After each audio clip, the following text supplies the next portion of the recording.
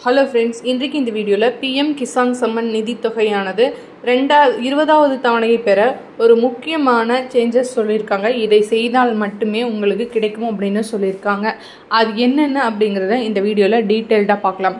மத்திய அரசு விவசாயிகளுக்கு உதவும் பொருட்டு பல்வேறு விதமான மானியங்களை வழங்கி வருகிறது. அந்த வகையில் இந்த சிறு குறு விவசாயிகளுக்கு நன்சை நிலமாக இருந்தால் 5 ஏக்கருக்கு குறைவாகவும், புன்செய் நிலமாக இருந்தால் 10 ஏக்கர் வரையிலும் நிலம் இருப்பவர்களுக்கு இந்த பிஎம் கிசான் சம்மன் நிதியினை, அதாவது ஒரு வருடத்திற்கு 6000 வழங்கி வர்றாங்க.